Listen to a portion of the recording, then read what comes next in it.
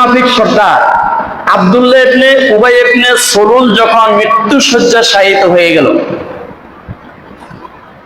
ঠিক ওই মুহূর্তে আব্দুল্লাহ ইবনে উবাই ইবনে সলুলের একটা ছেলে ছিল নেককার, পরহেজগার, মুত্তাকি, আল্লাহর নবীর সাহাবী, খুব ভালো একটা মানুষ ছিল।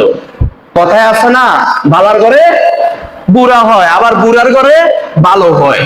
এই আব্দুল্লাহ ইবনে উবাই ইবনে সলুলের একটা ছেলে ছিল আব্দুল্লাহ, সে আল্লাহর নবীর সাহাবী, সে নেককার, পরহেজগার ছিল।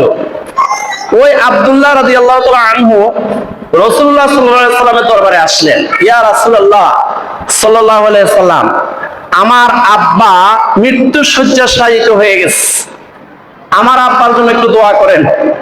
আমার আব্বার জন্য আপনি আল্লাহর কাছে ইস্তেগফার করেন। রাসূলুল্লাহ সাল্লাল্লাহু আলাইহি সাল্লাম তো হলেন দয়ার সাগর, রাসূলুল্লাহ সাল্লাল্লাহু আলাইহি সাল্লাম হলেন দয়াল নবী, দয়ার সাগর, দয়ার সাগর, দয়ার সাগর।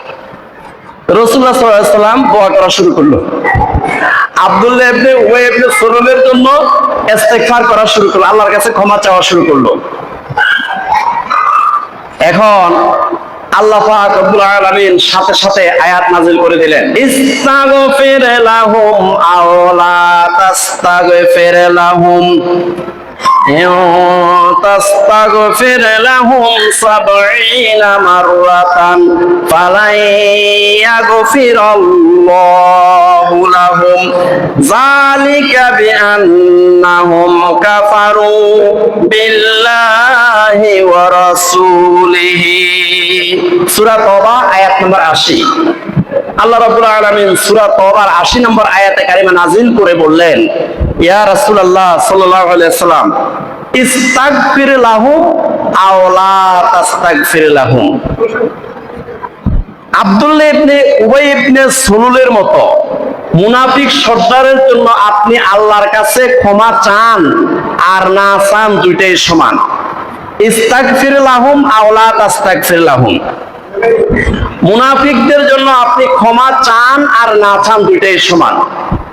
ইন তাস্তাগফির লাহুম, যদি আপনি মুনাফিক সর্দারের জন্য যদি আপনি ক্ষমা চান, ইন তাস্তাগফির লাহুম ৭০ মাররাতান, আপনি যদি এই মুনাফিক সর্দার আব্দুল্লাহ ইবনে উবাই ইবনে সলুলের জন্য ৭০ বারও যদি আপনি ক্ষমা চান, ফালাই ইয়াগফিরাল্লাহু লাহুম, আল্লাহ পাক রব্বুল আলামিন আব্দুল্লাহ ইবনে উবাই ইবনে সলুলের মতো মুনাফিককে জীবনেও ক্ষমা করবে না।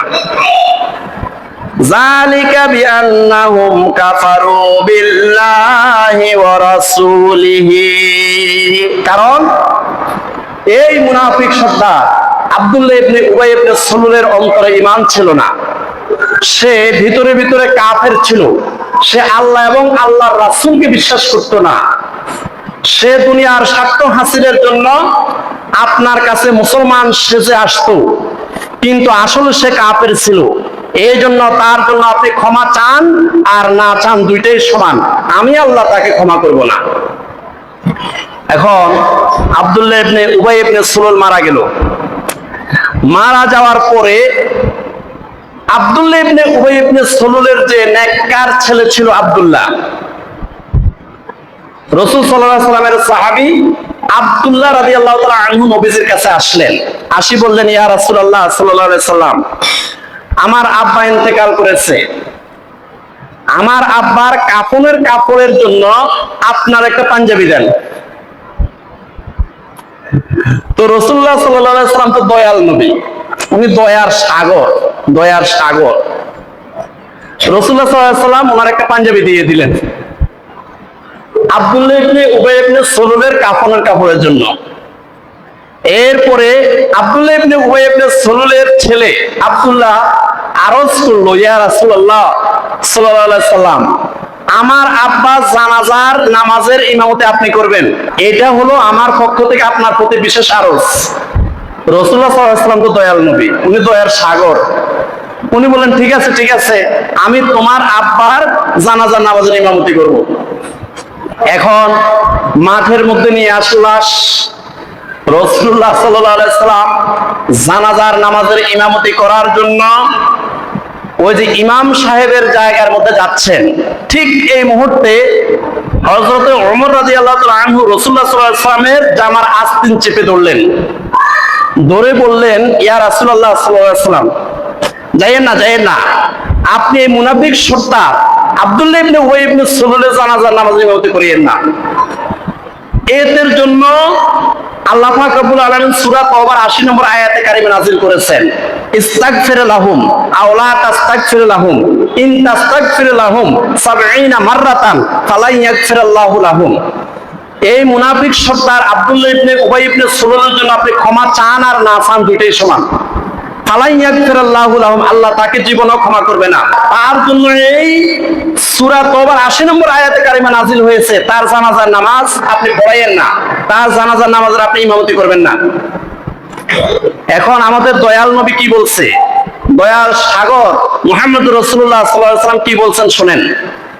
রাসূলুল্লাহ সাল্লাল্লাহু আলাইহি ওয়াসাল্লাম বলেন, হে ওমর রাদিয়াল্লাহু তাআলা আনহু, আল্লাহ পাক বলছেন, ইন তাস্তাগফির লাহুম 70 মাররাতান, যদি আপনি এই মুনাফিক সর্দার আব্দুল্লাহ ইবনে উবাই ইবনে সালুলের জন্য 70 বারও যদি আপনি ক্ষমা চান, ফালা ইয়াগফিরাল্লাহু লাহুম, তাহলেও আল্লাহ পাক এই আব্দুল্লাহ ইবনে উবাই ইবনে সালুলকে ক্ষমা করবে না। কিন্তু 70 বারের বেশি যদি আমি ক্ষমা চাই, দেখছেন দয়াল নবী, দয়ার সাগর দেখছেন, উনি বলতেছে আল্লাহ তো বলছে 70 বারও যদি ক্ষমা চাই আব্দুল্লাহ ইবনে উবাই ইবনে সালুলকে ক্ষমা করবে না, কিন্তু আমি যদি আল্লাহর কাছে 70 বারের বেশি ক্ষমা চাই তাহলে আল্লাহ পাক ক্ষমা করবে না, এটা তো বলে নাই। আমি জানাজার নামাজ ইমামতি করব। রাসূলুল্লাহ সাল্লাল্লাহু আলাইহি ওয়াসাল্লাম জানাজার নামাজের ইমামের জায়গায় চলে গেলেন, ইমামতি করলেন। ইমামতি করার পরে আল্লাহ পাক রব্বুল আলামিন হযরতে ওমর রাদিয়াল্লাহু তাআলা আনহুর যে সিদ্ধান্ত, এই সিদ্ধান্তের উপরে সূরা তাওবার 84 নম্বর আয়াতে কারিমা নাযিল করে দিলেন। আল্লাহ পাক রব্বুল আলামিন বলেন, ওয়ালা তুসাল্লি আলা আহাদিন মিনহুম মাতা আবাদা। ও নবী সাল্লাল্লাহু আলাইহি ওয়াসাল্লাম, মুনাফিকদের জানাজার নামাজ আর আপনি কখনো পড়াবেন না। দেখছেন ওমর রাদিয়াল্লাহু তাআলা আনহুর মেজাজের উপরে, ওমর রাদিয়াল্লাহু তাআলা আনহুর সিদ্ধান্তের উপর আয়াতে কারিমা নাযিল হয়ে গেছে। ওমর রাদিয়াল্লাহু তাআলা আনহুর মেজাজের উপরে, ওমর রাদিয়াল্লাহু তাআলা আনহুর মেজাজের সিদ্ধান্তের অনুকূলে মোট 21টা কোরআনের আয়াত নাযিল হয়েছে, তার মধ্যে এখানে একটা সূরা তাওবার 84 নম্বর আয়াতও একটা। আল্লাহ পাক রব্বুল আলামিন বলেন, ওয়ালা তুসাল্লি আলা আহাদিন মিনহুম মাতা আবাদা, মুনাফিকদের জানাজার নামাজের ইমামতি আর আপনি কখনো করবেন না। মুনাফিকদের জানাজার নামাজে কখনো শরীক হওয়া যাবে না। ওয়ালা তাকুম আলা কবরিহি, শুধু কি তাই, কখনো মুনাফিকদের কবর জিয়ারত করবেন না। যারা মুনাফিক মুসলমান নাম ধারণ করে ইসলামের ক্ষতি করেছে, কোরআনের ক্ষতি করেছে, দ্বীন ইসলাম ঈমানের ক্ষতি করেছে, তাদের কবর জিয়ারত করা যাবে না।